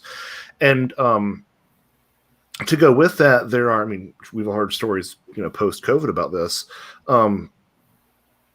Smells are not as objective as we would like to think they are. They really are factors that we have to sort of interpret internally. You know, we all know people who, like, for example, I have a sister-in-law who got COVID and still can't eat some of her favorite food because it tastes strange or smells strange. Yeah. So to me, that idea of a shifting smell kind of hints at like some sort of biohack going on, Right. which is bizarre. But there are enough stories in the Bigfoot literature of smells happening, like being turned on and off, like an on-off switch, that make me think that it's a deliberate thing and that these things are in control of it. Now, I have a problem with the idea of a primate having a consciously regulated scent gland. There isn't a strong precedent for that. You know, gorillas, when frightened, can emit certain scents, but like the idea that they could turn it on and off, like literally like a switch. You know, I don't know a little how cruder realistic than that is. that. Yeah, exactly. So, but yeah, that's wild. There were a couple of stories that I found of some pleasant Bigfoot smells, but they are few and far between. Right. Yeah, that's interesting. You know, when we're talking about primates in general with body odor, I'm pretty sure most primates emit some sort of a smell or a body odor, and whether or not they control it, that's obviously something that we still don't know. With gorillas, as we said, it's sort of crude. What I find interesting is certain humans, like certain ethnicities, do not have body odor as like a natural part of their bodies. I mean, I know in a lot of Asian cultures, it's very uncommon. I remember even just being in Korea and, you know, getting deodorant in the store is a little bit of an exotic thing. And it's something that, you know, smelly foreigners do, because all, I guess, non-Asiatic people tend to have body odor much more so than compared to a lot of East Asians, which I think is fascinating into itself. But when you get into the idea of something changing a smell like that, like this person had basically told me that, you know, it was that stinky odor associated with Bigfoot's monkey house-like, wet dog-like, and then it went rather quickly into a fresh strawberry smell, unmistakable. So as you mentioned, I mean, biohack, some sort of way to manipulate something. We've heard about sound manipulation. That's something that I think has been discussed. Yeah, and you know that strawberry smell. I mean, like, the closest thing that I'm trying to think of. I mean, because, you know, for me, I write a book and I kind of don't think about it for after you talk about it, you just don't Once think you about get it it for a over while. with, right? Yeah, but like the closest thing I think about that sort of fruit smell is like some of these smells that were attributed to, you know, basically saints and, you know, Right. holy men and stuff, which at one point it was sort of posited that maybe these holy people had some sort of temporal frontal lobe epilepsy, which also changed their body chemistry so that they would smell a little bit more ketonic or something along those lines. So they might release like because apparently, like, when you go into ketosis, you have sort of a different body odor too. It sounded like they were trying to reverse engineer from a point of like, you know, this can't be what's happening. We got to find some sort of rational explanation. But yeah, there were plenty of those saints who had some really nice smells like that. For anybody who's wondering, the Brimstone Deceit is about like a lot of smells other than just sulfur. It's like all the nice smells too. Would you say that the smell is the weakest of the senses? Well, it's ripe for manipulation. Let's put it that way. So I guess what I mean by that is that even though we attribute some sort of objective power to smell, you know, this doesn't smell right, doesn't pass the smell test, like, you know, when you're looking at that milk that's been sitting in the fridge for forever, like, you smell it to, you know, it's a safety mechanism. At the same time, as I said, it's not as I don't think it's as objective as sight or hearing, but at the same time, it's also very much subject to circumstances and sort of self-habituation if you're around certain types of smells. The example that I always give is, you know, if you have someone hold a piece of Parmesan cheese under their nose and you say, I just threw up, they're going to think it's gross. But if you have it under their nose and you're like, hey, let's have Italian, their mindset's going to go a completely different direction with that. They've also done studies where they've actually had orange juice colored red and have told people it's cherry juice, and a certain percentage of people will swear that it tastes like cherries.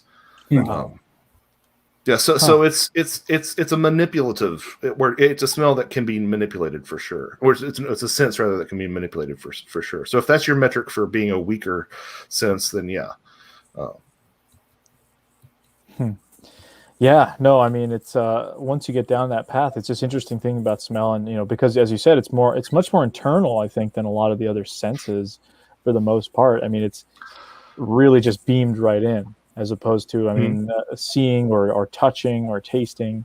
So I don't know. It's something that's interesting. I'm going to read this from Kevin. He says, "I can change scents in a couple seconds too. Nobody is ever impressed."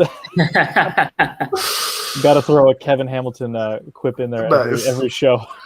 Nice. That's great. But before we move on from this topic, I want to talk to you about UFOs briefly. I do want to take this comment from Lockbeard, who says there are many forms of communication. What if they do have a form of odor communication, considering the visual displays of something like some squids? What do you think about that? Yeah, so Terrence McKenna was a big fan of talking about how, telepathy wouldn't be you hearing a sentence from me in my head. It would be the entire meaning of what I wanted to convey. Like, you would just have it instantly. You wouldn't have to sit through me explaining it in words. You're not just hearing somebody silently, right? And his best analog for that in the animal kingdom were the cephalopods, because he said that sort of visual medium would show you their emotions immediately, and you wouldn't have to process with all the kludginess of language. And I think that smell would kind of be an even more efficient form of communication, because it couldn't be resisted in any sort of way. And what I mean by that is, one of the things that studies have shown is that smell is, like, you might see something and remember, but if you smell something from a specific time, it's like you can't keep the memory out almost. Yeah, right. Yeah, it's immediate. So, as Ellie says here, odors can trigger old memories. Absolutely. Yeah. So if there is some sort of intelligence that has that means of using that as a communicative tool, again, could be super manipulative. If I want to make you feel comfortable, supplies might be a good segue into the UFO thing. If I want to make you feel comfortable in a startling situation, and I have access to your memories, if I could somehow, again, because smell can be completely in the mind, things like phantasmia, or a neurological condition where people smell things that aren't there. If I can draw on that memory and give you like the memory, the smell of or the sensation of smell of your childhood bedroom to make you calm down, like that'll be a super powerful tool for manipulation for sure. That's something super interesting. Just thinking about that, I just kind of dawned in my mind, actually relating it to an old Sopranos episode. I love that show. And where one of the guys, he's having a stroke and he's saying, "Oh, it smells like burnt hair." And that brings up the whole idea of phantom smells, where it's almost like the brain is having a malfunction and smelling something that isn't there because you're having some sort of a neurological breakdown, or tumors can do that a lot of times. Yeah, just from that biological perspective. But you're right, it's such a sense that's I'd say a little bit maybe more so than others manipulated or manipulatable. I mean, you could manipulate with all sorts of things, but it seems like it's a little bit lesser known of a field as well, because we have visual stimuli. We're looking at screens now. We don't have a smell that's coming through our screen. I mean, I'm sure that will exist at some point in the near future, and that's probably being worked on. But people joke about smell-o-vision, right? And like what a frontier actually scent is. So it's something interesting. It falls into this sort of. It falls into the cracks between the couch pillows, right? It's one of those topics in science that sort of has that happen to it. Like, we kind of don't exactly understand why we sleep too. I mean, like, we understand that what happens during sleep, and we understand that it repairs things and it's necessary for survival. We understand all that, but we don't understand like why we have to enter this altered state of consciousness for this to happen. And there is actually a surprising number of things like that are not completely understood by the scientific establishment. I find that really interesting. Smells, definitely one of them. Totally, and I think that's what's interesting about having these conversations, because we're almost kind of going a little bit past that in a way. And I always like to talk about that, the sense that what is paranormal today might be completely normal in 50 years, right? I mean, wireless technology a couple hundred years ago would have been seen as some sort of wizardry or witchcraft, and you might be killed for telling somebody that you're about to send a Facebook message to somebody in Germany, right? I mean, trying to explain somebody to that in medieval times might elicit some reaction. So it's interesting seeing as time progresses, what these frontiers sort of entail, and I guess our understanding somehow grows or doesn't seem to grow. Well, I have a friend, a good friend, one of my groomsmen, who works at JPL now, and for the longest time I couldn't get him to realize this, which is so super ironic. But like, we've always thought that we're at the crest of our scientific achievement, right? We've always thought that like it's never going to get any better than this. And you talk to a lot of people who are scientists, like my friend was at this time, and sometimes they just don't see that. And I'm like, no, you don't understand. Like entire, the Roman Empire that is one scientific paradigm rises and falls over the course of centuries. Like things get entirely changed. There was a time in like the late 19th century when parents were saying, don't go into science, kids, because we've kind of solved it all. It's just right. Yeah, it just doesn't. Yeah. It's always paradigm changes. They're hard to come by, I suppose, in the life cycles of societies. But I think that's another conversation unto itself. Yeah. So before we start wrapping up with the Bigfoot topic, I just want to talk about UFOs real quick. But I don't know if Carrick had anything else to ask about that topic specifically. Excuse me. I don't think so. No. Okay. Stomach's starting to come back, but I will beast through here. So obviously there's been a lot of UFO talk past few years. Amid everything else going on in the world, the UFO topic has sort of taken a back seat. Now it's interesting now, a lot of people seem to put faith in what the government tells us about UFOs, but something that I find interesting is this idea that maybe UFOs are not extraterrestrial. I don't know if you share any of that, or what are your thoughts about, without getting too far into it, I suppose, a cursory level of the current UFO sort of disclosure or whatever's going on with the media and the government and everything, and somebody who's interested in the topic, how does that make you feel? Well, sort of the topic du jour, isn't it? I get really frustrated by. So I'm going to say two things, and one of them is going to sound elitist, and one of them is kind of going to be a gross metaphor, but whatever, heck with it. Yeah. I get frustrated by people who are new to the subject, it's fine, be new to the subject, but who haven't availed themselves of the long history of Charlie Brown runs at the football that we've had. You know what I mean? Mm-hmm. Where it's been like, okay, it's going to happen. We're going to find out something. And every time, the rug's pulled out from underneath us. Now, that doesn't mean that it happens every time. It happens that way every time until it doesn't that one time. And I get that. But at the same time, I just don't think you can be sanguine about the prospects that we have for learning anything new. I say that. I also say that, the idea that whatever we're going to be told next month is somehow revelatory or is somehow honest is kind of like being a battered spouse and your husband coming back to you with flowers and saying, no, at this time I mean it, honey, I'm not going to beat you up. Like, how many times does this have to repeat itself? The other thing that I think with regards to the latest UFO context is that people really do need to think about the geopolitics that are involved. Look, I'm not saying that like the thing that everybody goes to, because that's all that ufology is now, is talking about the Nimitz and the Tic Tacs, right? That's nothing else happened before that, right? I'm not saying that is our technology, because some miraculous things seem to be happening. But you've got to frame this within the Cold War 2.0 that we're in right now. Mm-hmm. Yeah. Which could be a way of saying, hey, look, we have we might, we do have some toys that you don't want us to roll out. Or look, we don't actually have these toys, but we're going to make you think that we have these toys that, you don't want us to roll out. Or, hey, look, we have alien technology, whether we do or not, we have alien technology that you don't want us to use on you. So I think there's a lot of geopolitics and saber rattling that goes along with this too. Totally. And I think that, again, I think you can have a conversation about how genuinely anomalous this stuff is and how exciting it is, that's fine. But I see very few people tempering their enthusiasm with those sort of realities, which historically have been what we've seen time and again. So if you want to be enthusiastic about it, that's great. But just, go in with, be cautiously optimistic. Go in and guard your heart, little UFO babies.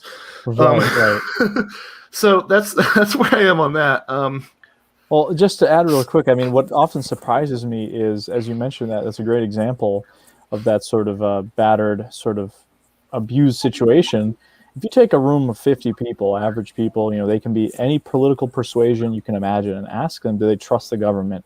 I'd venture to guess you're probably going to get a minority of hands raised in any situation, anywhere you go, right? So it's interesting to me that people put a lot of stock into what the government is essentially saying, and you do have to put in that context, like you said. I mean, obviously, when it comes to Russia and China and geopolitical rivalries and the way the world is at the moment, it's the UFO that I saw. I mean, I say truly it was a UFO by definition of the word. It could have been some secret government technology. I don't really know, but it was definitely nothing I've ever seen before, and I'm sure there's plenty of people who share that same sort of feeling about what they've experienced or encountered. So. Yeah, definitely.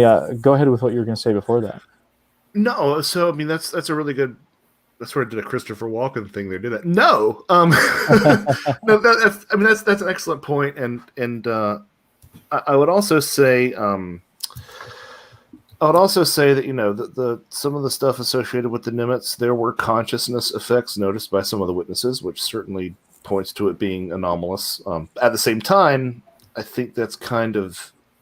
It points to it being anomalous, but certainly doesn't necessarily point to it being extraterrestrial, because that's something that the nuts and bolts ufologists have to square with their understanding, is that if you want to look at UFOs, you have to look at consciousness effects, because even somebody like Richard Dolan, who is kind of a nuts and bolts ETH kind of guy, says that there's, even in just lights in the sky sightings or just objects in the sky sightings, there is sometimes a telepathic component. A lot of times there's a telepathic component. And if there's a telepathic component, that means that that's not just a passing detail. That means that the entire materialist paradigm is falsified. It's not me saying this. I have found about 6 or 7 different, because I prepared this for a paper for an essay, 6 or 7 different scientific philosophers say that telepathy is at odds with physicalism. It's at odds with materialism. Doesn't mean that we have to throw out everything that we know about science or all the things that we've learned through materialism. But if I add green to a black and white film, it's no longer a black and white film. It's a black and white film with green, right? So, if materialism is falsified by the presence of telepathy and consciousness effects and psi effects with the UFO question, then why are we adhering to the fact that these are aliens, when that means that they could be like literally anything in the world? Like it could be the collective unconscious. It could be spirit phenomena. There's a great idea that was proposed by French-Canadian researcher Eric Wallet that UFOs are some sort of collective poltergeist phenomena, because that falling leaf pattern that you see also appears in some poltergeist cases with some of these reports. I don't know about any of those, but what I do know is that UFO doesn't necessarily mean alien. And even if it does mean alien, it doesn't mean every UFO is alien. I think that what we call UFOs now are 80% misidentification, and then that remaining 20% is divided between hoaxes, poorly understood natural phenomena,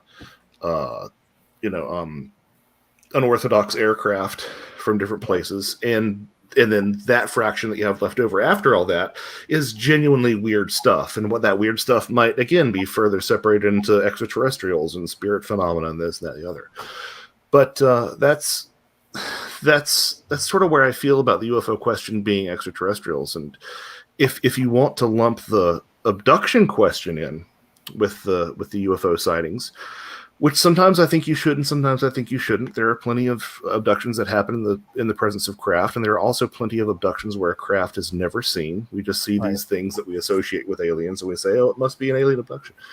If you want to lump the abduction phenomena in there with the UFO question as well, then you're going to have to explain some even weirder stuff. You're going to have to explain why little green scientists are hanging out with your dead grandma, which is this book that I'm working on right now. That's looking at one of the keystone components of it is why are there dead loved ones in alien abductions? And it's not super common, but it does happen.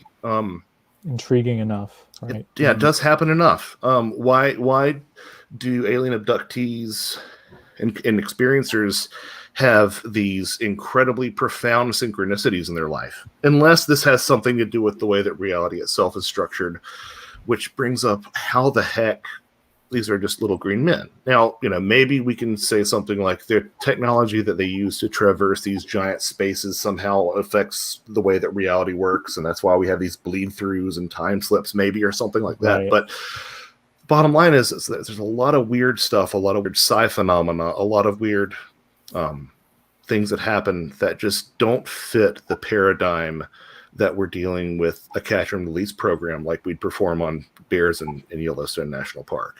There's something, even if it's just aliens, it's really effing weird aliens. It's not right. Yeah.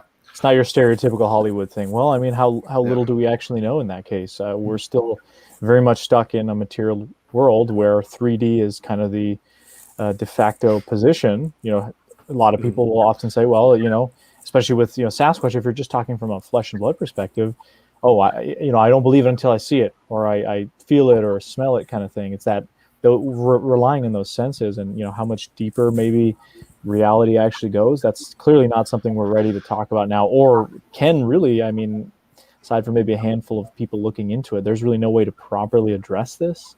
I know, when it comes to quantum physics, sure, there's some work being done in that by legitimate scientists. But it's still very much a frontier, if anything. Well, what's interesting to me is that, I used this example the other day, and I'm probably not going to articulate it very well, but, we really don't know, in some way, we don't know how anything works. You take something like magnetism, and I can explain to you the positive and negative and the attractions and the way that it presses away, and I can explain all these mechanisms down to the atomic level, but you reach a certain point where you just go, yeah, it just kind of is that way, It reminds me of the way that it was that way, yeah. Yeah, exactly. And I'm not saying that I'm not saying we should throw out the textbooks or anything, but we need to realize that perception is kind of reality, and I think this is illustrated by the fact that if you click the first link in any Wikipedia article, and you keep clicking the first link, you will find your way to a philosophy.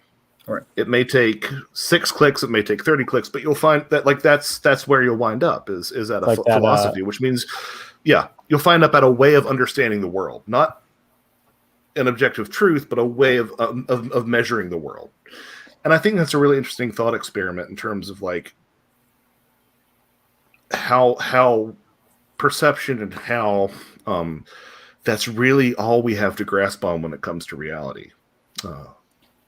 Yeah, I mean, and I know it's kind of an airy-fairy idea, but yeah, sure. But almost like that. What is it? 8 Degrees of Separation from Kevin Bacon, right? Is that what it is? You can inevitably get to Kevin Bacon. I mean, is everything just interconnected at that point? Some would certainly argue it is. Speaking of perception, I do want to read just a comment here from Tyler Strand, who says, "I've spoken to witnesses that were standing shoulder to shoulder while witnessing an up-close UFO event, and one person was witness to a glowing craft, the other one was witness to a giant bird. So that's 2 people seeing, the same thing, clearly interpreting it differently.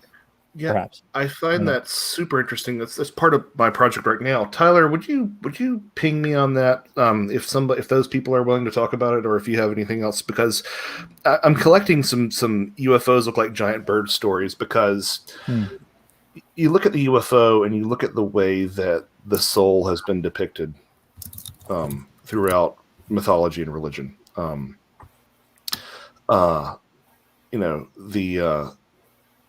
The soul flies right? There's this implication that the soul ascends, the soul flies. And to primitive man, the things in the sky that we saw were birds, the sun, and clouds. So the soul was ethereal, luminous, and sometimes literally like a bird.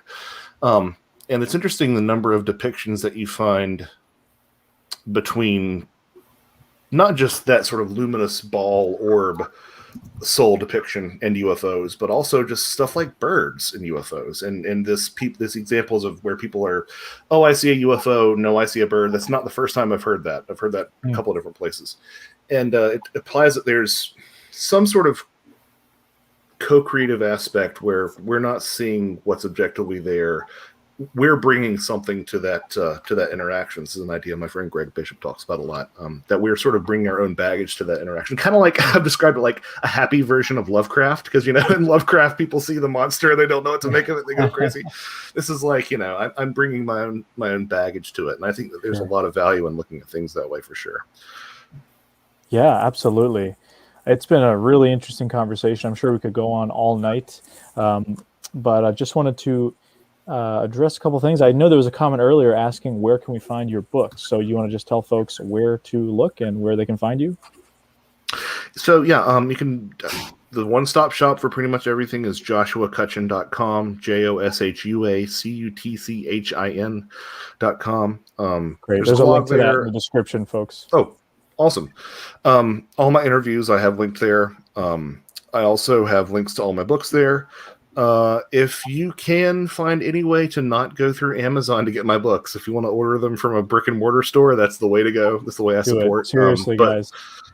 But this is also, you know, sort of the reality that we live in, and where the footprints end is published because Timothy decided to self-publish, and I was like, well, this is what you're comfortable with, so that was self-published, and so that's basically through Amazon. But you can still approach your bookseller about it. But yeah, all the information is there on that website. Just scroll over to books, and you can find information for all that stuff. Very cool. Central Florida Bigfoot says, best show I've listened to all year. Nice job, guys. Thanks, Matt. Oh, thank you. Matt will actually be on the show next week, as I was mentioning, talking about, we're going to nerd out about cameras, I'm sure, because we're both camera nuts, so that'll be fun. Tactical Bigfoot Research, that's Mike. He says, great show. Carrick, you were the man for stepping up. Joshua, thank you for sharing your thoughts. Alex, get better soon. Thank you. I'm feeling better now. Feeling a little better now, but still definitely going to be relaxing tonight, that's for sure. But Kevin says, great show, guys. Really fun. Good job gutting it out, Alex. Yeah, it was a little difficult at that time, but I laid down. I had the computer running. I could listen to things, and I was texting Carrick like, "Oh, you can ask him about this if you want." Nice. So obviously, thank you to Carrick for tuning in and taking the reins when necessary. Fruit Loop Film says, great episode. Hope you feel better, Alex. Thank you. Pearlie says, great show as well. Well, thank you guys, everyone, for tuning in, for your awesome questions and comments as always. It's been awesome to have Joshua Cutchin on. Check out his stuff. Like I said, the link is in the description below. Check out Carrick as well. Crash Course Cryptozoology. He's got some awesome projects coming up. Blue Daxi here says, great discussion. Feel better soon. Thank you. Good night, everyone. Can't wait to see you guys next week. As I mentioned, Matt from Central Florida Bigfoot. Check out last week's episode with Larry Beans Baxter about Alaska, because that was great. So, all right, guys. Have a good rest of your night, everybody. We'll see you guys next week. Thanks, everyone.